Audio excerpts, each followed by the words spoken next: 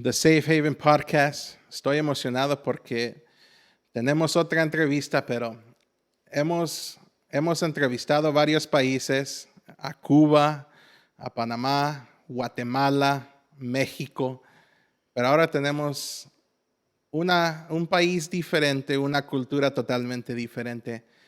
Tenemos desde Europa a alguien que ha venido y está listo para compartir conmigo su experiencia, pero vamos a ver un poquito de la cultura que hay en Europa, en Inglaterra. Pastor Anthony, ¿cómo estás? Bienvenido to the Safe Haven. Gracias, hermano. Estoy muy bien. Estoy muy feliz de estar aquí contigo y sí, para hacer esta entrevista contigo y espero que será útil para todos tus oyentes. Estamos contentos de tenerlo aquí, Pastor, y estamos listos para aprender un poquito de Europa. Estamos listos para aprender un poquito de Inglaterra y más que nada emocionados de que usted va a compartir muchos detalles de su vida y muchas de sus experiencias que yo sé que ha tenido muchas, pero quiero leer 2 versículos de la Biblia. El primero se encuentra en Marcos capítulo 16, versículo 15, y dice: les dijo, vayan por todo el mundo y anuncien las buenas noticias a toda criatura.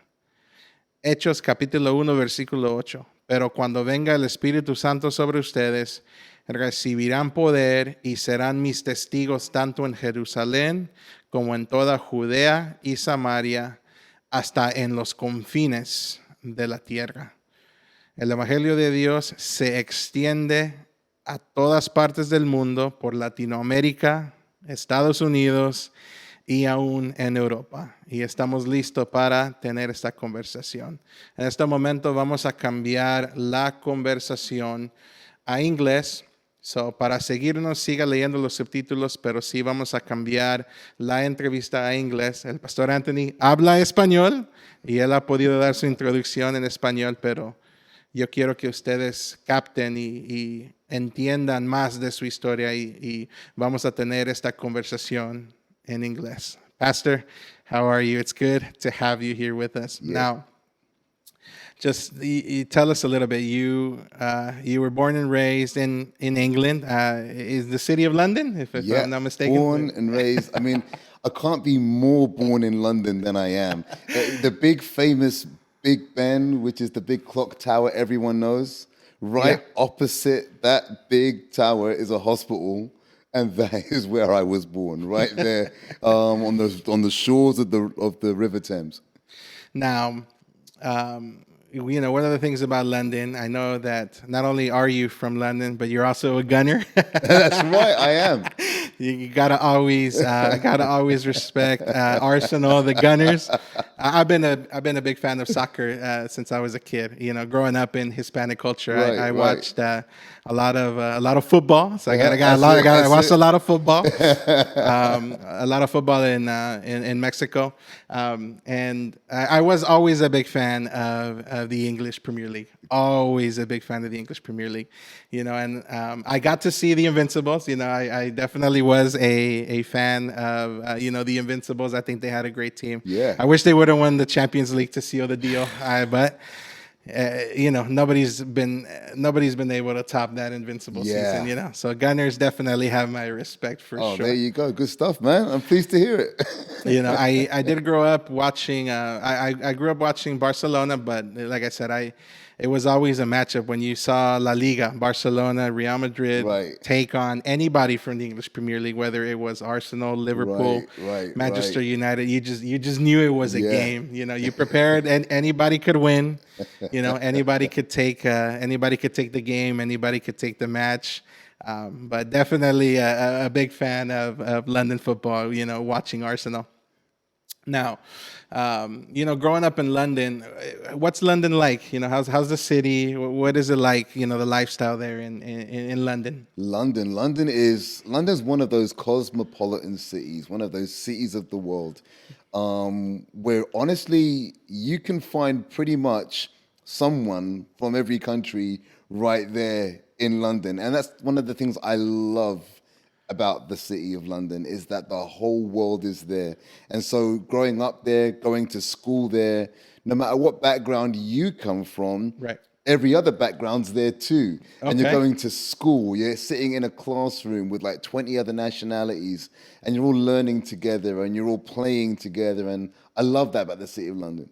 Now, is the city of London like a big city, kind of like how you see here in Los Angeles, or, in Mexico, we got Mexico City, which is just a massive city. Right. I assume London is probably Yeah, it pretty is. I mean, similar. there's about 8 to 9 million people living in London. So it's a hive of activity. Right. It's one of the cities I like to compare it to a lot is the city of New York. Okay. In the sense that you got all the hustle and the bustle, all the noise, all the get out of my way. It's all kind of there in London. London people are perhaps maybe slightly more chilled. Right. Because London is geographically larger than New York. Yeah. So it's, New York's, all the people are living right on top of each other. Right. In London, they're a little bit more spread out, but not much.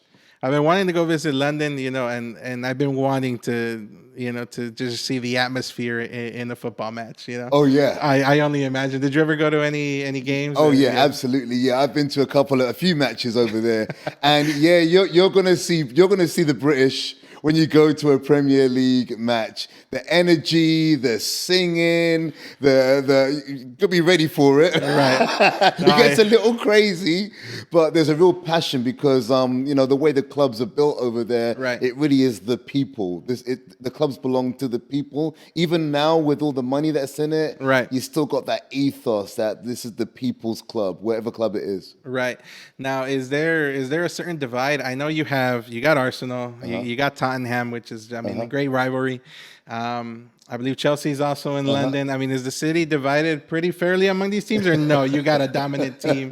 If you're from London, you have to be from this specific No. team. It's divided. I mean, in Okay. terms of the Premier League, you've got Arsenal, you've got Tottenham, you've got Chelsea, Right. you've got West Ham, you've got Fulham, you've got Queen's Park Rangers. You've got so many that are London teams. Right. And so it's more about whether you're north, south, east, or Gotcha. west. Okay. And then it's about who dominates the north or the south or the east or the Gotcha. west, as opposed to there being one team. Now, I lived in Manchester for 10 years, and so there you got pretty much two teams, Right. United and City. City, yep. But London, you got a bunch.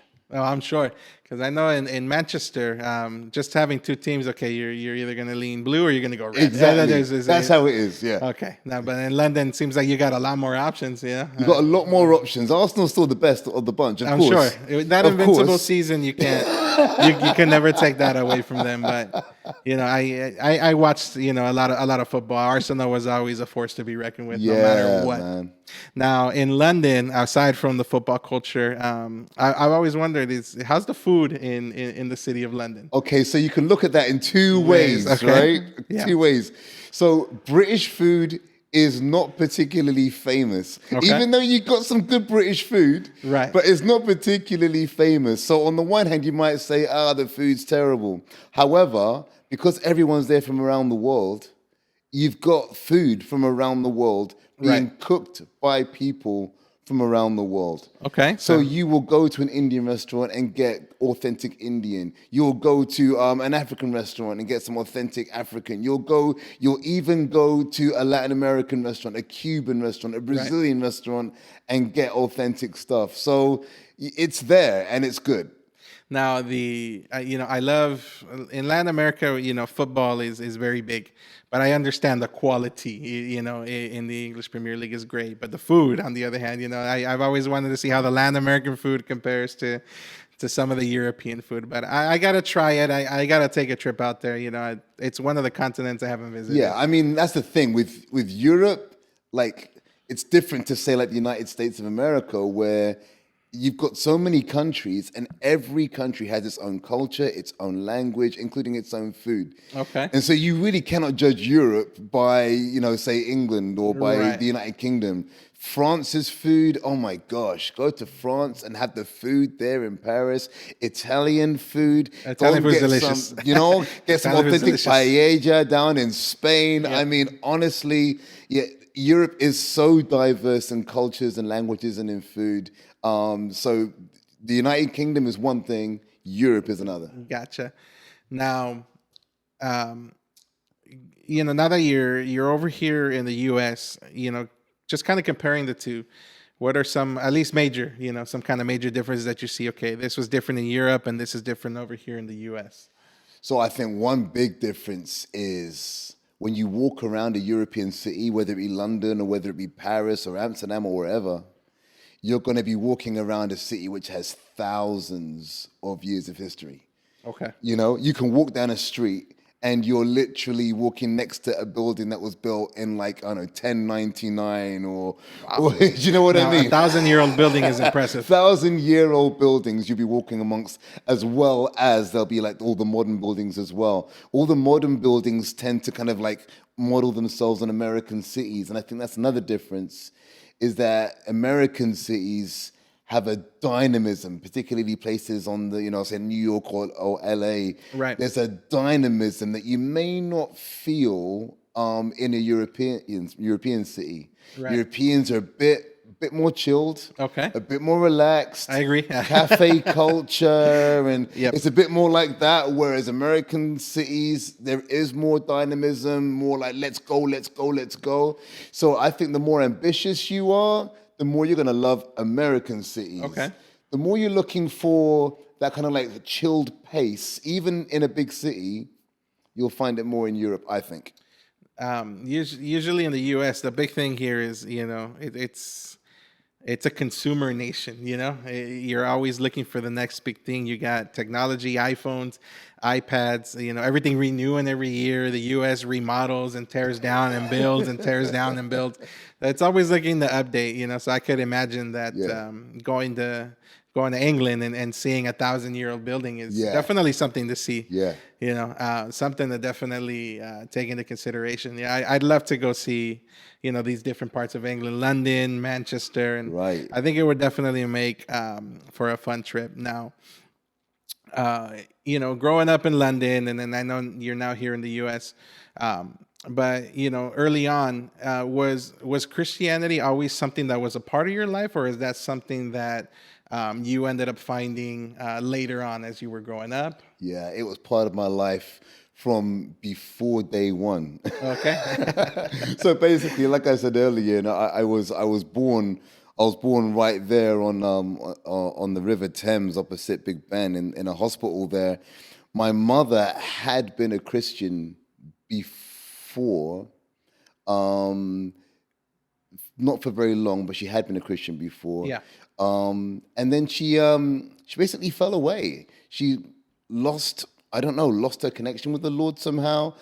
I think a big part of that was actually down to my father, because my father wasn't in the church. Mm-hmm. And so when she met my father, that whole encounter, that whole time of her life kind of marked her drifting away from the Lord.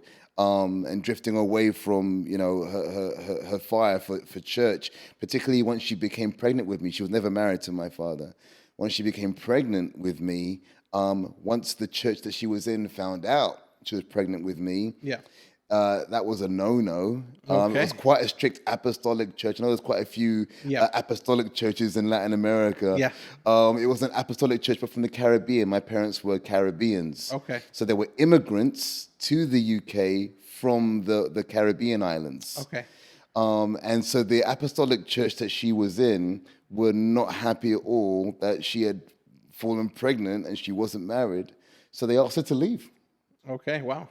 So she had to leave.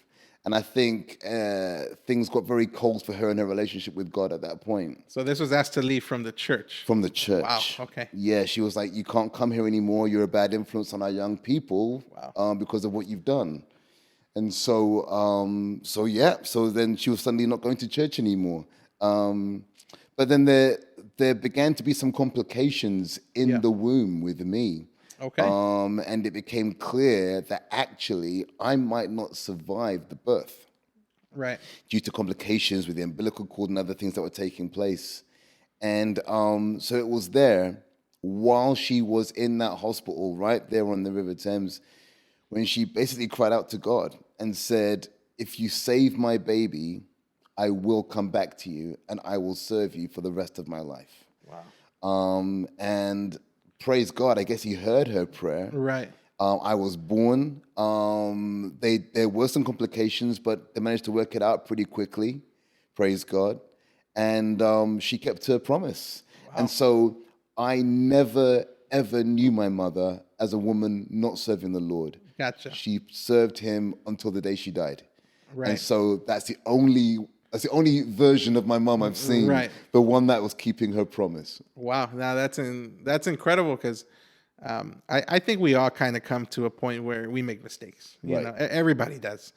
And so to kind of have to face that issue, you know, and I totally understand, you know, that sometimes mistakes do carry some consequences. You know, I totally understand, but you know, the fact that God was able to use your life while it was still forming to bring your mother back is, you know, it's definitely incredible. So you were called since the womb. I mean, when God says before the womb I knew you, that really is no joke. I was called, but I think also she was called. Like Absolutely. she said, we make mistakes, but there was still a calling on her life. And even though, you know, maybe her situation could have been handled better, maybe, but yet the call was still on her life, and she had made a decision. I still want to answer that call, despite the mistakes I've made or that others have made. Absolutely, right. I want to answer that call. No, and I understand, and this is the part where, you know, one of these verses really comes to life for me, and it's that, you know, all things work for good for those who are called according to His purposes. You know, we don't understand it sometimes. That's sometimes we make mistakes. In the middle of the mistakes, you know, we feel the shame. Right. We feel the consequences, and sometimes it just seems easier to, you know what, let me just turn away. Right. You know, it seems easier to just turn away, but we see that even circumstances, you know, like that, you know, that God, one, is not limited by our circumstances, and that God ultimately uses even our failures. That's it. You know, to still continue to fulfill His purpose. That's it. You know? He's merciful. Absolutely. He is so merciful, you know, and His love doesn't shift and change because we make a mistake. Absolutely. You know what I mean? His love is so consistent. And so even when my mom made that promise, He was ready. He was like, oh, I've been longing for you to come back. I've been waiting for you to come back, you know? Right. And so I got to see not only her keeping her promise, I got to see God's faithfulness to her, how much He loved her up until the day she died. You know, and that's hard to turn away from, you know, when you just understand that even through our own consequences, even through our own decisions, even through our choices, you know, God is still good. Yeah. God is still faithful. And God still can take our life, restore it, and still, you know, use it. That's one of the things that, you know, that's kind of hard to turn away from, you know, and that's what we long to see. You know, there's people that probably have made mistakes, you know, and sometimes, you know, sometimes we fail. I know I made the mistake of turning people away or maybe judging them for the mistakes that they've made. You know, sometimes we don't understand, you know, okay, they made a mistake. And sometimes the natural thing is just to, you know what, okay, you know what, maybe stay over there, you know, stay over there. We kind of just, let's not associate ourselves with this, but we forget that, you know, God has done something in us, and we should, you know, be there for others. But it's God that stays faithful in the end. You know? Absolutely. God is the one that stays faithful. I think another thing I would add to that is that one thing I saw her do and become very passionate about was go after the ones that had fallen away. Right. But I guess because that was her experience and she had fallen away, right, I was able to watch her as I grew up, being that woman that would always go after the ones that had fallen away and bring them back. She was really good at reminding people that there's a God who still loves them, no matter what they've done or no matter what's been done to them, that He really loves them and He would bring them back. So she would bring them back. Right. And I got to see not only her like living for God, but I got to see these other people rediscovering. Right. Like, wow, like God does still love me, even though I've done this, that, and the other. And so I was able to grow up seeing that. Right. And then she'd bring them into the home and she'd sit down and she'd be talking with them about the Bible and just loving on them. Right. And I was able to see how they were transformed. So my confidence in God's mercy is pretty high. No, I totally understand. You know, and it would be the same for me if I was in that same situation. I think we learn we learn to kind of see ourselves in some of those broken people. Yeah. I think that's what happens. And I'm pretty sure, your mother probably saw herself in some of these broken Yeah. people, and seeing herself, I'm sure she did everything she could to help Yeah. bring these people back. Because Yeah. one day, I know she found herself in that situation. Exactly. I know when I see people that are hurting through similar situations that I went through, I see myself, and I'm sure that's one thing that I'm sure your mother did, is she looked at these people as either they were her children, Right. or as if, this is me when I was younger, Yeah. and you know what, I want to do everything I can not to turn them away, Right. but to bring them back. And that's the beauty of what God does with us. Now, growing up, so your mother is very much committed, to a life with Christ after being turned away and then returning. You're growing up in a Christian household, and you see your mother serving. Now, what about yourself, Pastor? Aside from being, born in this, did you ever kind of come and have an experience with God yourself? Yeah. I mean, even though I was seeing what I was seeing, Right. I guess there was still a decision I had to make at some point. Absolutely. And I do remember when I was getting close to the age of 12, that my mom would try and sit me down the way she'd been sitting these other people down, and would try and connect with me Right. about, on the Bible. Right. And honestly, I found it awkward. I found it uncomfortable. Right. I wasn't really up for it. And I have a brother and sister who was also growing up with me. Right. And they also seemed to have no interest. Right. And so part of me kind of just wanted to be with them, just like be one of the kids that just okay, that's good for you, Mom. Right. And it's obviously working for you.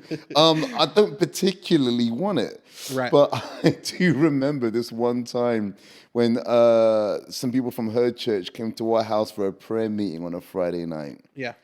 And it was going to be in the front room, Friday night prayer meeting. My sister did not have to come downstairs, so she stayed in her room. My brother didn't have to come downstairs, so he stayed in his room. But for some reason, I had to come. And I was like, Mom, it's not fair. Like, how comes they can stay upstairs in their rooms and I have to come into this prayer meeting? I don't want to be here. But I think my mom and also the others that were there, I think they could see something happening with me that maybe I couldn't see at the time. Okay. I think maybe they just knew that God was ready to do something in my own life. And so I was 12 years old. I was sitting in the corner of this prayer meeting. Yeah. And I really did not want to be there. I didn't. I was like, please, when will this end? Right. But then something just began to happen. I don't know how to put it, but I just found myself speaking to God. Right. And once again, I think they saw it. They saw something. And at one point, they said, come into the middle of the room, we want to pray for you. And I just did as I was told, a good Caribbean boy, do what you're told. So I went into the middle of the room. And as I was there in the middle of the room, I began to feel this, I don't know how else to put it other than a power and a warmth and a love. Yeah. That I just had not felt before. And it was something very individual. Right. And I didn't exactly know what was happening. And I began to sing. Wow. I began to sing. When I was even younger than that, there was this little these little kids songs that used to be on this kind of CD type thing. Right. And I used to listen to them as a kid. Yeah. And I'd forgotten about it. But in that moment, some of those kids' songs just flooded back to me. And I just began to sing them. Right. I didn't even know why I was doing it. And I cried and I sang and I cried and I sang. And at the end of that moment, I couldn't deny that something had happened to me. No one had done it to me. Something had happened to me, and it was God. God had touched my life. I always try to give people a picture that I think there are some people that say, and I've heard people say that I just don't feel anything, and I think sometimes we search for maybe a natural, normal touch, like you would touch somebody else, Right. But God is very much above all natural things,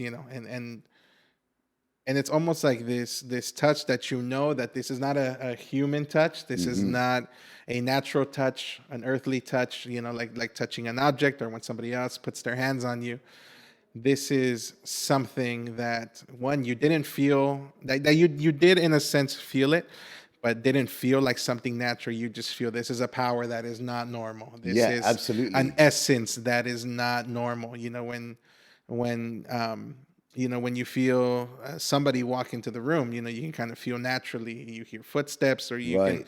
you can kind of tie it to natural things. But this touch from God ends up being something Yeah. that you just know this is not normal. This is not something naturally Yeah. from this world, and Yeah. I want people to understand that, Yeah, absolutely. And I didn't feel it until I felt it, right, because I didn't even want to be in the room.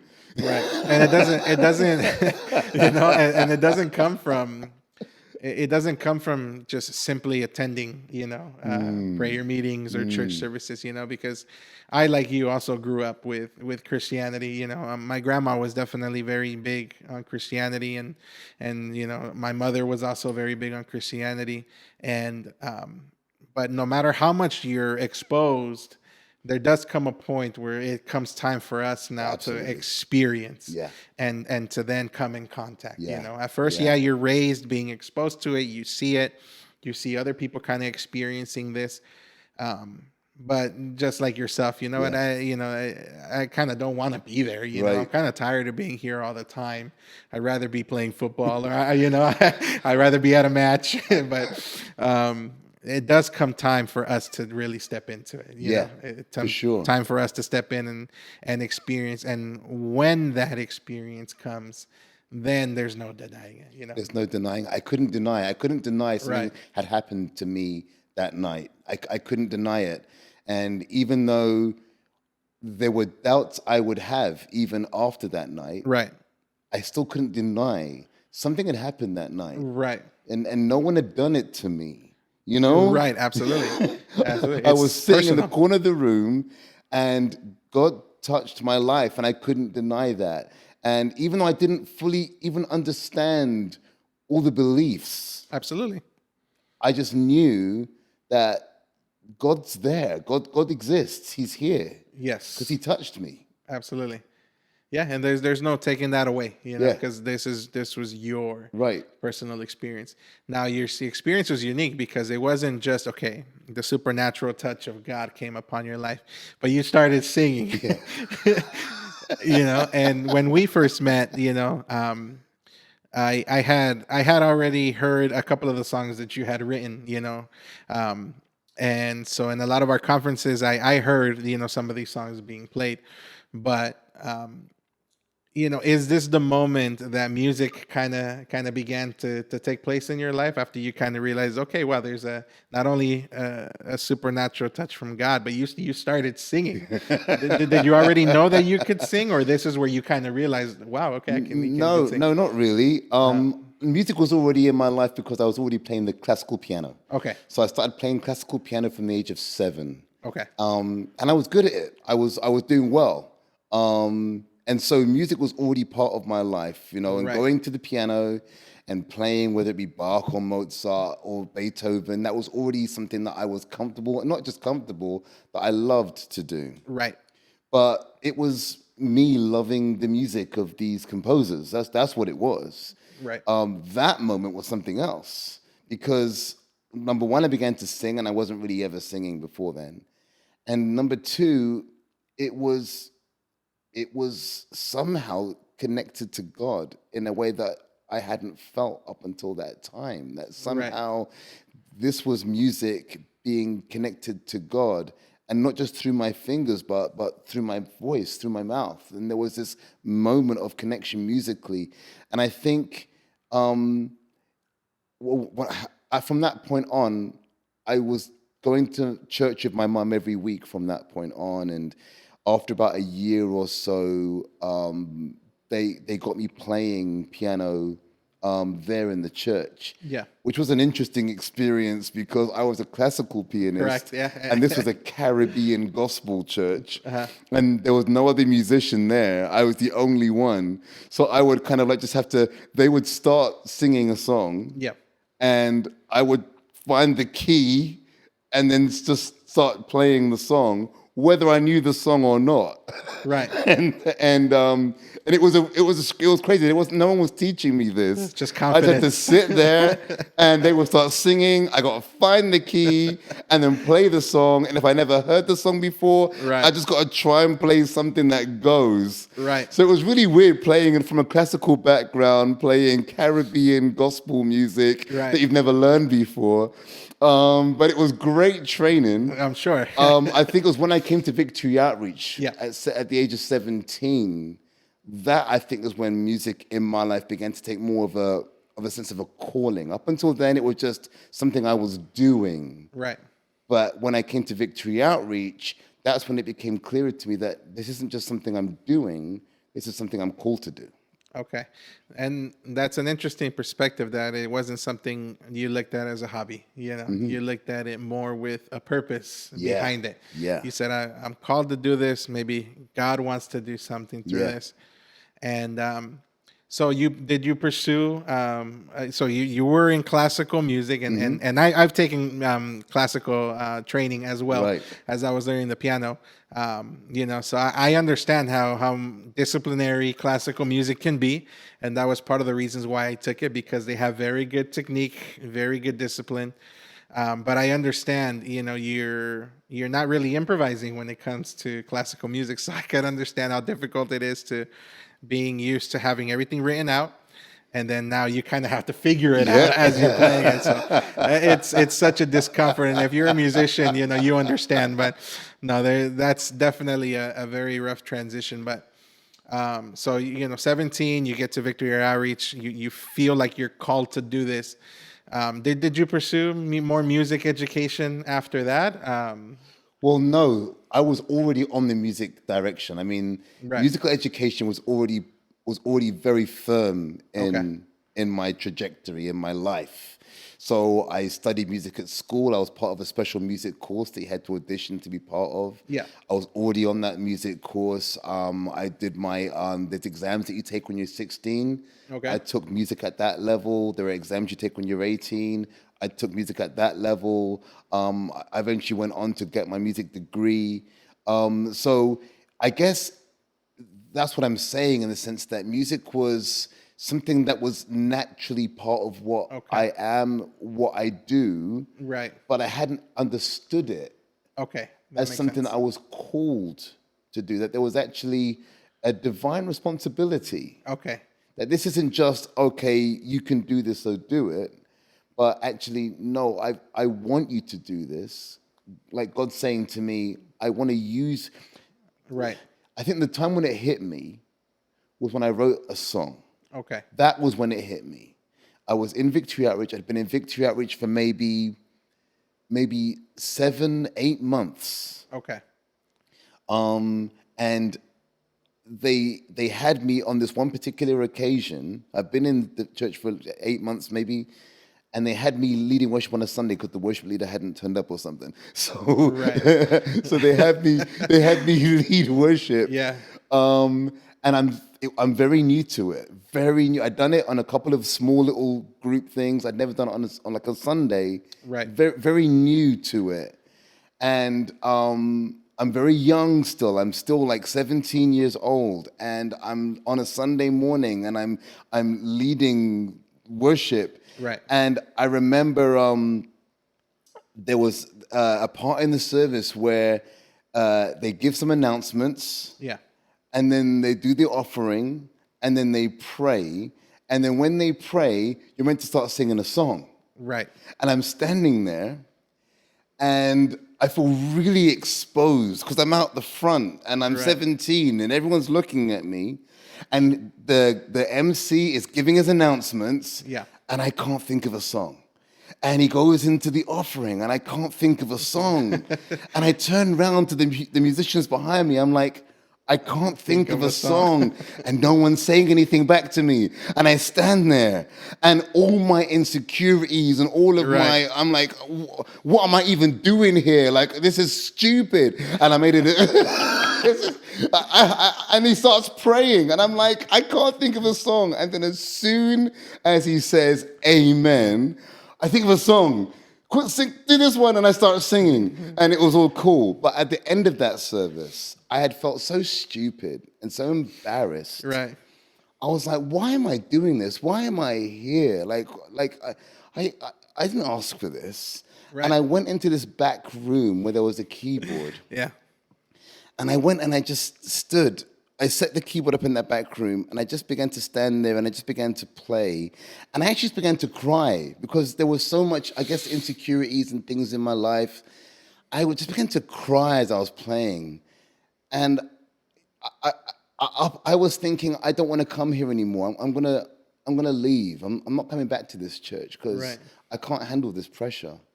But as I was playing and I started crying, this song literally just came, and I just began to sing it.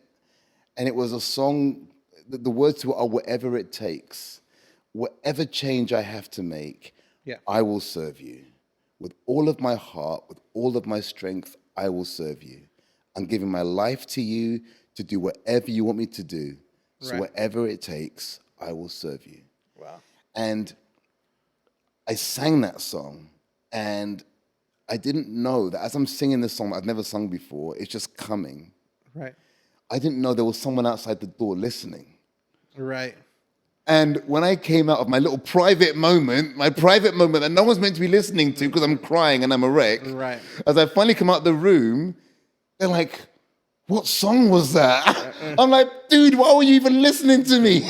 Right. And to try and cut it short, in another moment, a week or so later, we're in a small class setting, and this guy was in there and said, hey, sing that song.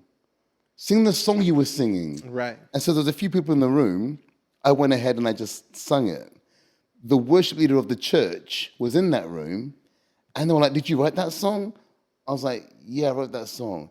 And I was like, sing it on Sunday. I was like, okay. Right. So we got to Sunday. And so then I sing the song on the Sunday service, not knowing that there was a worship leader from Victory Outreach in California who happened to be visiting that day. Yeah. And he was in the room. And so then I guess he kind of like somehow wrote it down or something. When I went the following year to my first ever World Conference, I'm walking down the streets of LA like some tourist. Right. And this guy drives by. I don't even know who he is, in a car. He drives by and he stops. He puts his head out and goes, Anthony.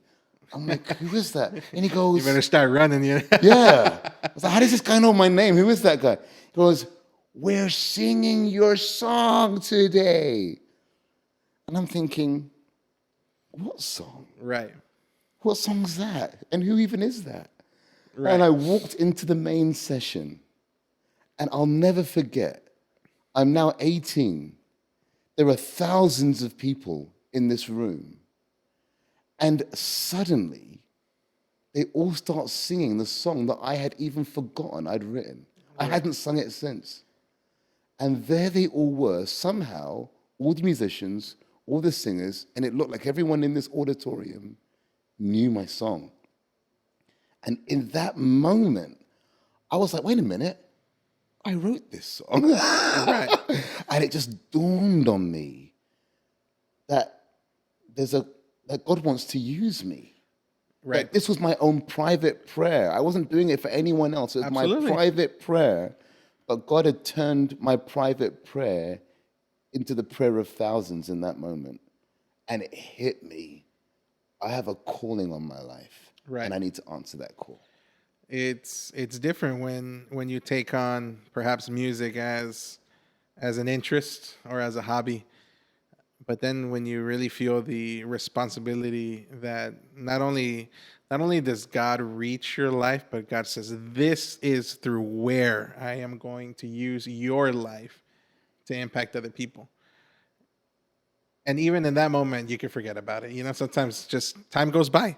And as time continues to go by, you just think to yourself, oh, okay, you just kind of let it become a memory, okay, maybe this experience was just maybe for me, and to really walk in and just to see that, wow, God had taken this from a private prayer, in a private room, and then, okay, we sing it on Sunday morning the next week, and realizing that somebody was visiting from, the other side of the world, from out here in California, going all the way out there, still in London, or Yeah, is this still in still London. London? Going all the way to London, and then bringing that back, and then preparing it for a conference to sing it in front of thousands and thousands of people.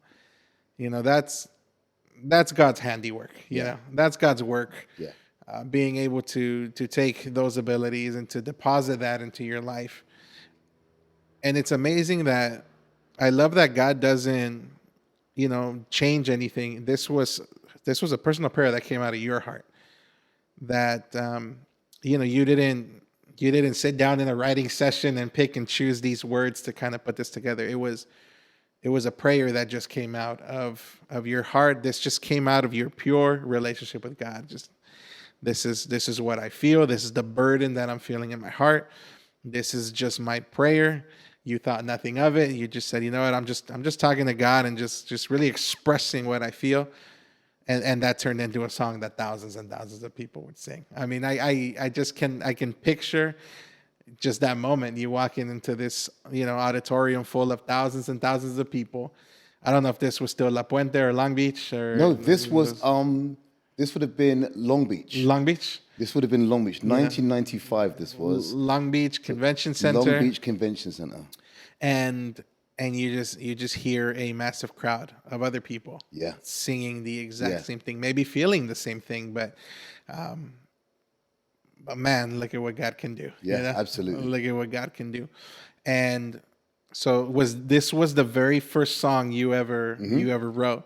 And after that, were there any other songs that you continued to write? Yeah, I think it kind of opened a bit of a floodgate. I went into this kind of a period of time where I just kept writing songs, Right. Whatever it takes was the first one. And then the second one was a song called Here I Am. And Right. then the third one was a song called I Want to Go. And then it was like every time these songs would start very small and would just end up on the stages at conferences. Right. It wasn't something I had planned. It wasn't something that I was trying to engineer. Right. It would just, if anything, to be honest with you, I probably could have done a better job of getting songs out there. I wasn't trying to be that guy. I was just writing songs. Eventually, I began to realize, okay, for my local church, this is important. Yeah. The pastor would ask me, we're going into this kind of season. Could you write a song about this kind of season? And I would go and I'd write a song and we would start using it. Right. But it was always more focused on the local. It just so happened, though, that some of these local songs end up getting used in bigger arenas. And I guess it became a bit of a reputation. Yeah. This young black kid from London, Right. who writes songs From the Caribbean. you know what I mean? And I would just, I ended up from leading worship in London to leading worship at these conferences, even using my own songs, seeing thousands of people singing them. It became very clear, okay, this is something God's given me to do. I remember the very first song I actually heard from your songs. I remember, I was young. I think this was 2000. I think around 2008. So this is going back. I think it was teenager, if not younger, but it was around 11, 12 years old. And I just remember the very first song that I heard. I didn't know it was you at the time, but I heard. I believe the song's called "I Surrender." Okay, yeah. That was one of the very first songs. I don't know if that was the first song that was actually recorded somewhere that you wrote, No. but I heard a CD. I actually Yeah. heard a CD, and I don't know if it was a tape of the conference or if they just made the worship sets into a CD back in those days. But I remember hearing that song, and all of the songs that I've heard, that you've written, um, they just seem like genuine prayers or genuine conversations that you would just Yeah. have before God. I don't, Yeah. again, I've heard a couple of songs that, they try to polish, try to, kind of change the words a little bit and try to, try to make them a little bit better. But these just seem like conversations. They Yeah. don't seem like you were trying to sit down in a writing session and, I'm going to write about this subject today. This is just what was in your heart at that moment. This is what God poured into your heart at that moment. This was your conversation, and that's just what it turned into. I think what it absolutely was that. And I wouldn't put down things like songwriting sessions. I do believe that songwriting is a skill. I do Right. believe it's a craft. And I agree 100%. I believe it's something that you can get better at. And I believe that it's something that if you're called to it, you should get better at, Correct. 100%. But I think what it was for me, from my experience, when I came to Victory Outreach, it was a fresh start for me. And the vision of the ministry gave me a fresh focus and a sense of purpose. Yeah. And when I allowed that to sink in, God's love sank in and God's purpose sank in. And it sank in so much that if it's really in you, it will come out of you. Absolutely. And no matter what it is, everyone has different giftings, Some Absolutely. people are called to serve, behind counters with hospitality, serving tea or coffee, or some people are called to go and speak one-to-one to people on the streets. But Right. if it goes in, it will come out. Absolutely. And I think because music was already part of my life, I think there was already a composition gift, Yes. but it went in and came out through that gift. Okay. And that's why I think one of the reasons why it was personal prayers that became useful tools for the Lord. Right. Does that make sense? It does. It 100% makes sense because I actually heard this from another one of the biggest worshipers that we have in Latin America and one of the Spanish singers. His name is Marco Barrientos, Okay.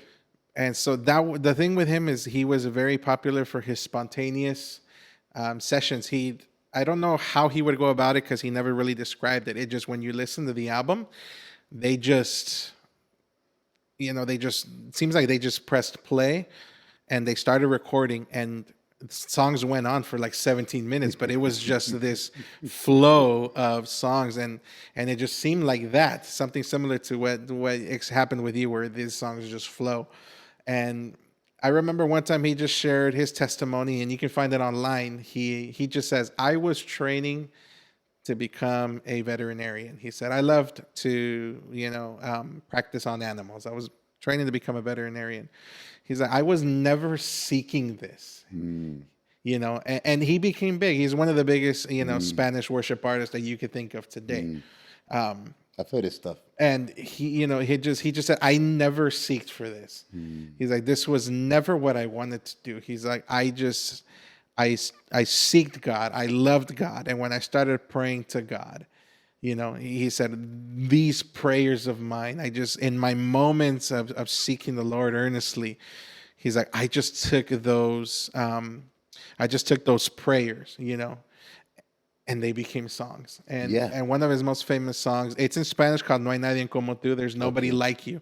And he just said, I was praying, God, there's just nobody like you. There's nobody like you. And in Spanish, No hay nadie como tú, Señor. And the melody came, No hay nadie como tú. And he said those prayers just became songs. Yeah. At that point, you just see God really allowing not only us to participate with him, but just taking our prayers, taking our genuine feelings, our genuine considerations, saying, I'm going to use this because there's other people that are also searching for the same thing. 100%. And that's what I see with your music. It seems like they just became these intimate moments that have really just turned into these songs, these declarations.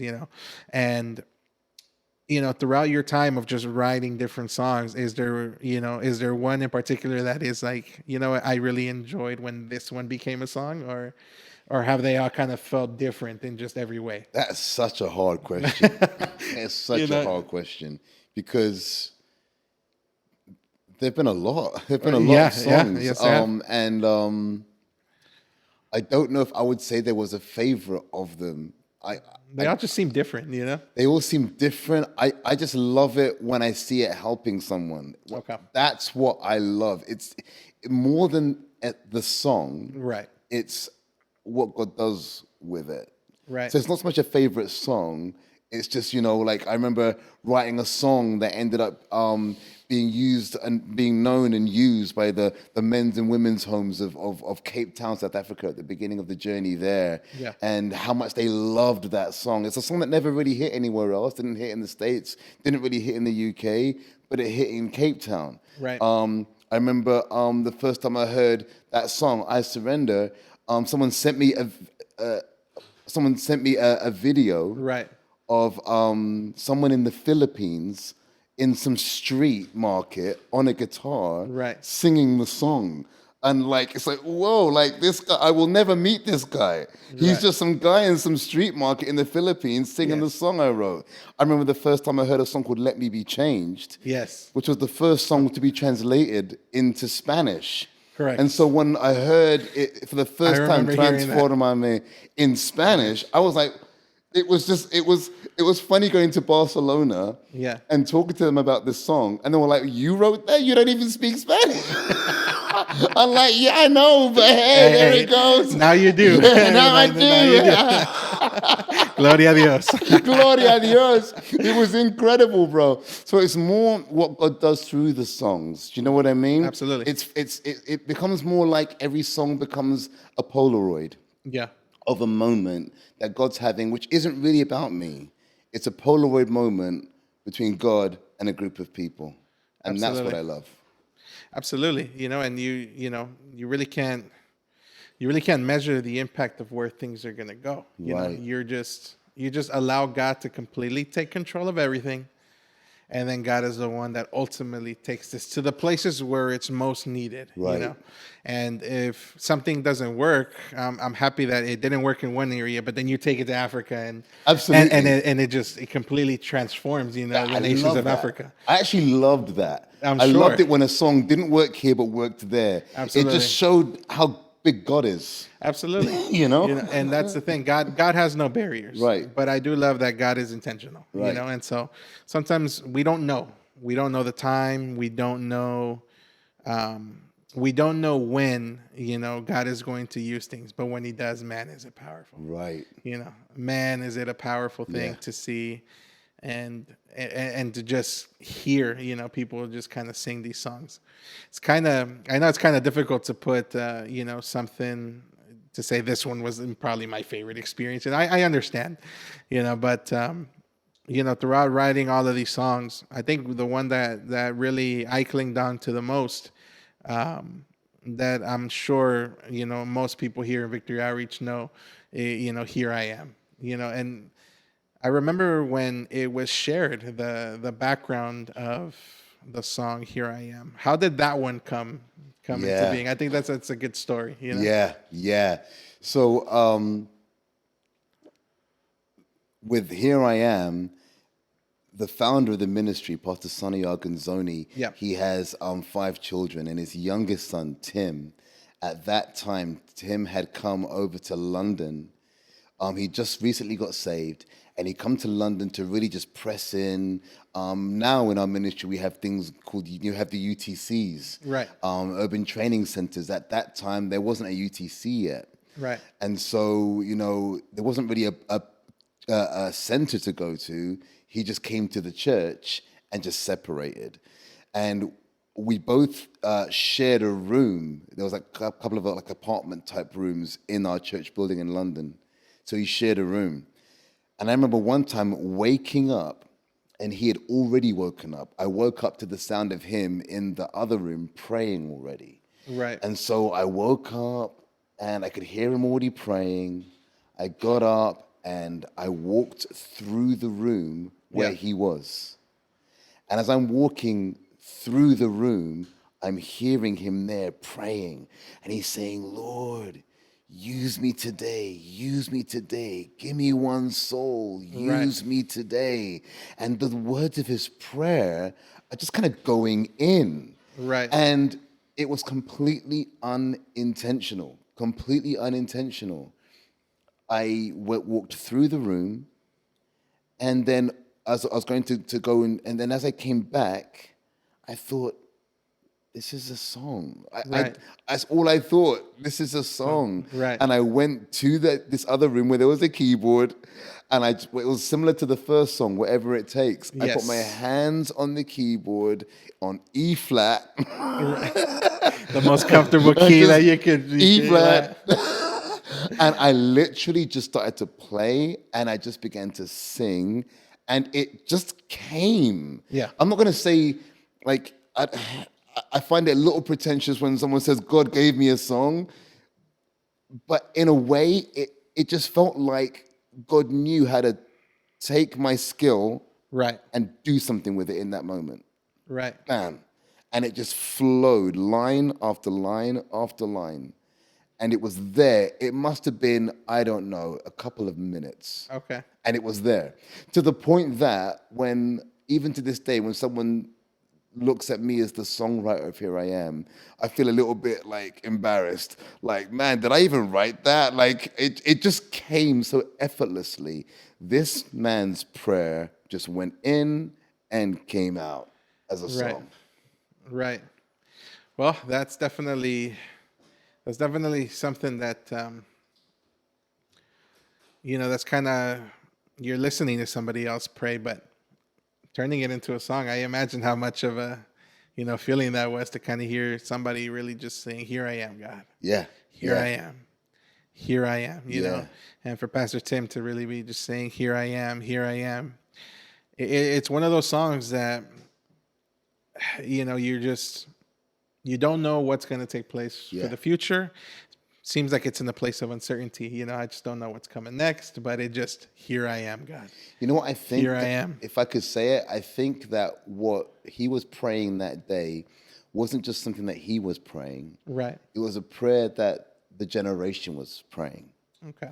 I happened to hear him in a room praying that prayer. Right. Use me today. Here I am. Right. But actually, it was the cry of a generation in Victory Outreach. Absolutely. And that's why the song hit. Not because it's such an amazing song, right, but because it was the cry of the generation. Right. It gave them words and a melody to sing it.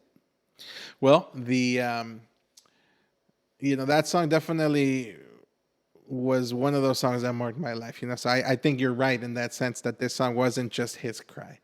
This was the cry of a generation of people that maybe came encounter with God, but they were just ready for whatever God wanted to do next. And that song continues to resonate today because that song is timeless. Even though it was written in a specific time, that song still reaches generations today. Wow. And I say that for my life, and I say that because even some of the musicians and singers and some of the events that I've gotten to play for, some of these youth events, they continue to sing the song. They continue to sing the song because it's a declaration, a genuine declaration to say, you know what, God, here I am. I just want you to use my life for your purposes. Here I am. Here I am. And, that song, I'm sure, will continue to resonate for generations to come, and I hope it does. I really do hope it does, because those are one of those songs that is timeless, that's genuine, and that I think is the cry of every believer, not even just a generation or a certain time. Every believer comes to a point where they ask themselves, God, here I am. Use me today. And that's really all that song says. Here I am, use me today. and just let your anointing fall upon me. There's really, that's just a genuine declaration. And I know I've prayed it, and I know that there's a whole generation and people will continue, to pray that song. So we've seen your journey through Europe, and of course writing these songs, and then seeing, okay, these songs can go anywhere in the world. They've gone to Africa, they've gone to the US, they've gone to Victory Outreach International conferences, where now everybody in the world is really learning some of these songs, and now they're taking them to different cities and to different nations. You've spent some time in Europe, and born and raised in Europe, and then you come to the U.S. I know you're here now, but this is your second time coming to the U.S. How did that transition come about? Where, okay, you've worked all over Europe, but now you're going to come and continue to let God use you in the United States. Yeah, you saw that serving God is an adventure, bro. Absolutely. Serving God is an adventure. I tell people, I'm like, hey, God is good, and I encourage everybody to accept him, but I'm like, but be warned. Be warned. Just be warned. It's an adventure, Absolutely. You see it in Genesis, don't you? When he goes, he comes to Abraham. Absolutely. And he says, come out of your father's house into a land that I'm going to show you. Exactly. And doesn't actually tell him where that land is. Yep. He just says, come, follow me. I'm going to take you there. Absolutely. And that's not easy. That is not easy. And so, I was in London for most of my life to, my early 30s, 31, I think. And then moved to San Diego. I was invited to move over to San Diego. I was there for 5 years, a great 5 years in a great church under great leadership, which came to a sudden end. And I found myself back in England, but not in London, in Manchester. Okay. Which was, I would never expect it. Londoners think we're everything. Londoners don't want to be anywhere else in the country, right? Right. That's how it was at my time anyway. So the idea of going to Manchester was in itself a trip. Like, yo, what? Right. Yeah, there I am in Manchester, and God starts doing a new thing in me and in my family. Yeah. Right there in the Manchester church under my good friend and brother, Pastor Paul Lloyd there. Yeah. But there did come a time after about 8 years, bro, I didn't know why I was in Manchester. And that was one of the weird parts of the adventure. It was a period of time where I didn't know why I was back in England. Right. And I didn't know why I was in Manchester. God was using my life. I was growing and learning, but I didn't know why I was there. Right. And there came a point after about 8 years where I went to a conference in Amsterdam. Right. And I just began to pray at the altar there. I said, Lord, thank you for all you've done in my life up until now. But I just need to know, where do you want me? Right. Do you want me to stay right there in Manchester? Is that where you've called me to stay? Is that where I stop now and I stay there? Right. Or do you want to move me again? Do you want to move me back to San Diego? Do you want to move me to Cape Town? Do you want to move, where do you want me to go? Do you want me to go somewhere? And I was just honestly saying, Lord, I'm not getting any younger. I want to know that I'm doing your will. Absolutely. I want to know that I'm doing your will. And I was expecting him, hopefully, to drop a city in my heart or in my mind. Right, a specific. You know what I mean? Yeah, it's specific. You just want a little bit of security. Do you know what I mean? Yeah, yes. I thought he was going to drop a city name, and I was so open, wherever, just whatever. And he didn't, but he did drop a word in my spirit. And the word he dropped in my spirit at that altar call was 2 words: the international. Okay. And I felt the Lord was saying to me in that moment, I want you to position yourself to be a blessing to the international. Okay. And that was it. And I felt God's peace. You kind of know when it's God because there's a peace that comes with it. Absolutely. There's a peace that comes, and it's not emotion. Right. For instance, going to Manchester at the beginning of that season, I had God's peace to stay in Manchester, although emotionally, I didn't want to stay in Manchester. Right. So I had to know the difference between what am I emotionally feeling and what is the peace of God. Absolutely. And sometimes you'll feel the peace of God and you'll love it. Sometimes you'll feel the peace Yeah, of God, and you'll be like, "Yo, like, what's up with this?" You You're know. right, But absolutely. you've got to follow not your emotions. You Absolutely. got to follow the peace of God. And I felt God's peace in that moment. I felt Right. God was saying, I- basically, I haven't finished this call on your life for the international Victory Outreach International. Right. And I want you now to take this word and to think it through, pray it through, get wise counsel, and obey me well. Don't just obey me, but obey me well. Right. And position yourself to be a blessing for the international. And it was very quickly after that Pastor Sonny invited me for breakfast. We sat down, we started talking. Right. And to cut the long story short, eventually gave me a call at a later time and said, I want you to know that God's doing something in Hollywood. Right. We have a church there. We've got a brand new building right there on Hollywood Boulevard, Third Wave Hollywood. And I want you to know that if you feel it's the right thing for you to come and to join our team there in Hollywood, we'll help you. We'll make it happen. Absolutely. And I felt like that was it. That was the confirmation. Okay, position yourself. Right. That was the open door. Go through that door with the peace of God and do what God's called you to do. Those are some of the best moments, when you've been waiting and serving and you're just kind of, God, what do I do next? But you just kind of have to keep going until finally God says, okay, this is what I've been preparing you for, Yeah. And sometimes we don't know it in that waiting period. It sometimes just becomes a time of preparation. It just, I love that because that's what those Manchester years were. right. At the beginning, I didn't want to stay there. I had all my own emotions, my own logic, my Absolutely. own feelings. But God knew that He wanted me there in that church under that leadership Absolutely. for that period of time because He was preparing me and my wife and my kids Absolutely. for what comes next. And that's sometimes hard to see.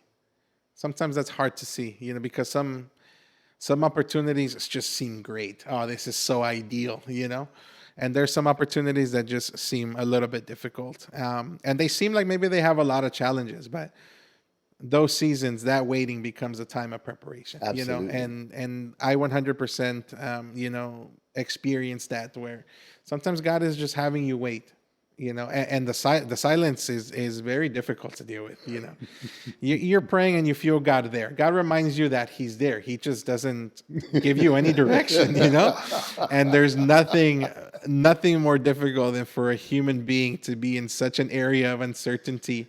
But I've learned this throughout throughout my time, especially serving God, is that those periods of uncertainty is where faith lives. Yeah. That's where faith actually becomes necessary. Sometimes faith is that which you don't see. The substance of what you're actually hoping for. Which you're hoping things come well. You're really hoping for things to be favorable. You want to just give it your best, and sometimes in those times of uncertainty is where the faith actually becomes necessary. It actually gets you through, even though I don't see it, even though I don't know what's going to happen next.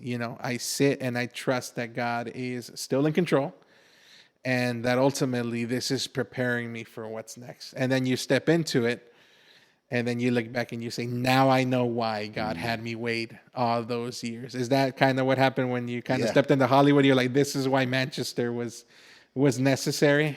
You know what? Yeah, it was like that because I feel like I couldn't see it at the time. Of course, yeah. But I think God really matured me in Manchester.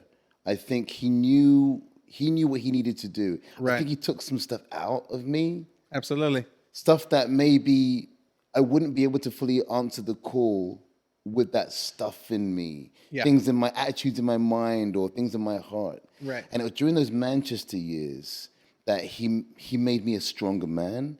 He made me a stronger husband. And He made me a stronger father. And He Absolutely. did all of that in this kind of like this, like you said, uncertain place where Absolutely. I didn't know why I was there. Can you imagine? It was 8 years before I even had a sense of why I was there. Right. 8 years, bro. Like just I, kinda I have would to say, show God, up. why am I here? Yeah. And I wouldn't get an answer. He wouldn't say anything to me. It was only after 8 years I read that scripture. I think it's in Second Corinthians. I can't remember where it is right now. About gold but being tested in the fire. Yes, absolutely. And it was after 8 years, Yeah, new beginnings, absolutely. where I felt the Lord was saying to me, I brought you here and I kept you here because I wanted to purify you. Absolutely. I wanted to do a work in you. And that's what I've been doing. And imagine if I'd just gone with my emotions or just, done what I wanted to do. Of course. I would have missed out on what God's fire can do. Absolutely. No, and I'm glad you brought that point up with gold. Because once gold is melted, any impurities come out to the surface. And that's what God's fire does to us. He begins to put these certain conditions, certain circumstances, and they can be frustrating, and they can be difficult to process. And maybe we just don't understand them. And it's through those moments where we begin to see those impurities in ourselves. The minute you reach a certain temperature, all the impurities inside of the gold will come to the surface. And sometimes those things happen with us when we are letting God refine our life. Yeah. He's cranking up the heat a little bit, putting us in certain difficult circumstances and situations. But at the same time, everything that was inside of our heart, all of those impurities, perhaps frustration, anger, maybe even just lack of faith, all of those things start to come out to the surface, and we can finally see that they're there. We begin to deal with them. And then we begin to say, okay, this is why God, took me through that process, and now you're in Hollywood, and I'm sure, I'm sure the journey is going to continue. I know the journey is going to continue, but that's where we mature. And I think you mentioned that correctly. That's where we mature. And next time we kind of find ourselves in a season like that, we understand. We don't doubt it anymore. You know what, God, I know that you're going to do something. Just have to keep working. And if this is the area that you have me in, this is the city that you have me in, we're going to work here. We're going to give it our best. Yeah. When it's time to go, we'll be ready. We'll be prepared for the next season, know? Yeah. And so that's the adventure, that comes with giving your life to God. Absolutely. Absolutely. You don't know. One of the most powerful things, other than the gold and gold getting tested in the fire, Right. that I believe God spoke to me in during that time, man, particularly towards the end, the fact that He is my shepherd. He is my shepherd. And it was actually through a Spanish song that began to sink in. It was a song called Conmigo, which I think is by Maverick City Spanish or something. Okay. Tú eres conmigo. Conmigo. And at the end of that song, it just repeats this line: Tú eres mi pastor, tú eres mi pastor, tú eres mi pastor. It really sank in. It was like the Lord was saying to me through all these years in London, in San Diego, in Manchester, and now into Hollywood, I'm your shepherd. Absolutely. I'm leading you. I'm covering you. I'm protecting you. I'm the one you can trust in. And whether you're going through mountains or whether you're going through the valley of the shadow of death, Absolutely. I'm the one leading you. Stay close to me. Follow me. You won't understand it now, but you will understand it later. Right. And to this day, that's one of the deepest revelations in my life, that He is my shepherd. I love that. Absolutely. And as the years go by, I just learned to trust God more. As a matter of fact, it becomes a process of, and you mentioned it a little bit earlier, we kind of put our own feelings aside, because we now serve something greater, and we could do things that are convenient for us, but we miss out on things that God wants to do that we don't know, and God always lets us know His plans are higher, His ways are higher. And I don't want to miss out on everything that God wants to give me or what God wants to do in my life. I don't want to miss out on anything. And I will definitely, trust that ultimately He is our shepherd, that God is the one that's going to go before us. And that's what we've been raised with, especially in the ministry of Victory Outreach. Part of the verse, in Isaiah 45:2 and 3 is that I will go before you and I will make those crooked places straight. And God does. God does go before us, and he does make those crooked places straight. Now, is there a specific plan now in Hollywood? Are you still going to continue working in the music area? Are you going to continue writing more songs? What is the future plans right now currently for Pastor Anthony? Oh, it's exciting. Like I told you, it's an adventure, bro. You're right. So there's two aspects to the future, I think, for me when it comes to ministry. Right. One is to be effective locally there in the Hollywood church. 30th Hollywood is an exciting church. Yes. And I'm amongst some really exciting people. Yes. It's quite a challenge as well, because I'm older now and a lot of them are younger. Yeah. And so now it's like there's a different energy level and different innovation, and it's an exciting place to be. And I think my aim there and my calling there is to really help to lead and mentor this crop of musicians and worshipers who are there, to really catch God's heart for not only for their generation, but for Hollywood as a place. And when we think of Hollywood being Hollywood, it's a place, it's a people. There are people there who need the Lord. Absolutely. And God's put Victory Outreach there to bring the gospel to those people. And so I feel like I have a role there now with the musicians and the singers there in Hollywood Church, mentoring them to see them rise and catch that heart and release that sound for the people of Hollywood and beyond. And I would say the other part is just as the Lord put in my heart at that altar call in Amsterdam, to position myself for the international. And I believe that as an international ministry, there is so much God wants to do through the music of our ministry. And it's not about fame and fortune. It's not about that at all. Right. It's about the need of our world. And in the same way that God gave me songs that would be for a generation to sing and to pray, that there's a generation today around the world that God wants to use our giftings and our skills, our music, our songs from this generation, whether I write them or whether I don't. Maybe I'm just going to be a wise old head in the room as other people are doing what God's called them to do. Absolutely. But I believe that there's a role that God wants me to play in just bringing, people together, building a network, establishing strong unity with that purity of heart and that clarity of focus to release a sound that will bless the people of our planet for his honor and his glory in these end times. No, and I absolutely agree. I've had the privilege to, be there and music direct one of the services at Hollywood. And there is a passion, there is, something special there. And I think Hollywood is, just the city itself. I think we understand that there's a lot of things that take place in Hollywood. We see that a lot of actors, movie studios.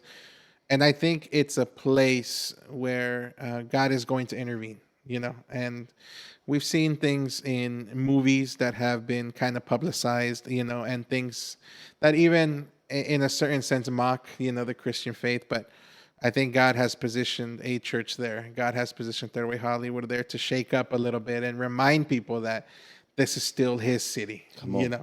This is still where he belongs, and ultimately he's in control. And no matter what the circumstances look like, I think God is going to definitely use, not only the church, the base that has been built there, but I think your life and being strategic and really uniting everything together and bringing that experience and bringing that, that maturity that the church is going to need, because it's in a difficult territory. It's not just any city. It's a city that I believe God has a specific plan and strategy for. God is going to shake up Hollywood, and I think he's going to definitely do something special there. Yeah.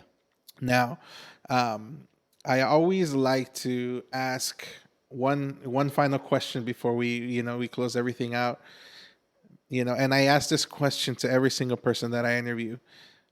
But the question is, for those people that really find themselves at a crossroads, or maybe thinking about perhaps giving the Christian faith or giving God a chance, but maybe they either don't know, maybe perhaps they're afraid, maybe they think that maybe the changes are just too much, and what can you offer, or what can you say to some of these people that find themselves at the edge, maybe really contemplating this decision seriously? Hey, I want to give God a chance, but I just don't know what that's going to look like.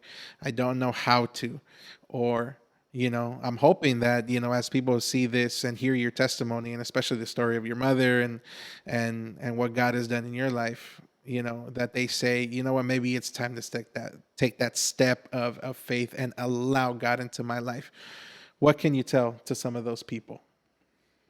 When you look in the Bible, you look in the Gospels, there are some amazing things that Jesus says about himself. Some Right. amazing things he says about himself. He says, I am the way and the truth and the life. Right. He says, I am the bread of life. He says that I am the shepherd of the sheep. He says these amazing things about himself. And I remember there was one guy, I think it was C.S. Lewis, who once said, either he was a madman for Yeah. saying that kind of stuff about himself, Absolutely. Yep. or he was telling the truth. Right. Absolutely. And in my own life, when I have looked at the different things that Jesus has said about himself, and I've trusted it. Okay, Lord, you say that you're the way, make a way for me right now. Right. You said that you're the truth. Help me see things from your perspective, because the way I'm looking right now, it looks crazy. Right. Every time I've taken him at his word and trusted him, it's always proven to be true. He is everything that he says he is. Right. When I look at my mother's life, when I look at my life, when I look at the lives of those around me, every time we put our trust in him for who he says he is, Yeah. it's the truth. And I would encourage anyone, no matter what situation or circumstance you're going through, no matter what's happening in you or what you're feeling inside. Remember, sometimes I felt things that weren't, it was just my own feelings. Right. And God was doing something else. Right. God was doing something. I didn't know he was doing it. Maybe God's doing something right now. Right.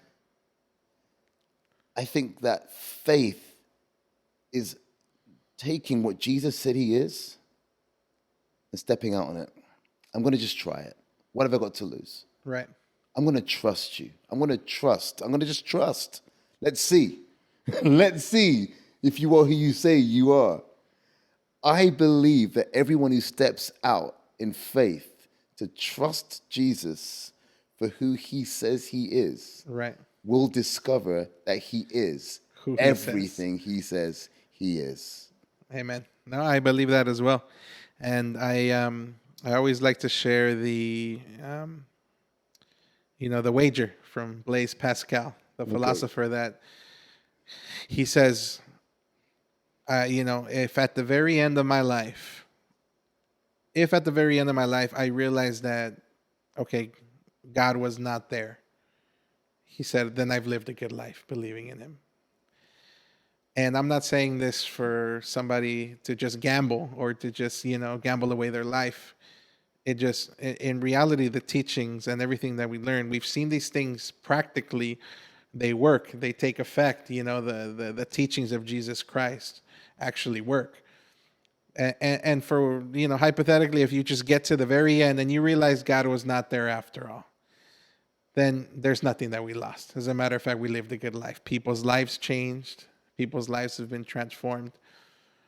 But at the end of the day, if it's the other way around, if we decide to live a life denying God's existence or God's presence, and we get to the very end, then we suffer eternal consequences. And so it's not to try and put a fear into anybody. Rather, it is just something to think about. If you're really thinking that, is it really worth it? Should I try it? Should I not? In reality, there's nothing for you to lose. There's no risk that you're taking. There's nothing for you to lose. You will either gain, understanding. You will gain,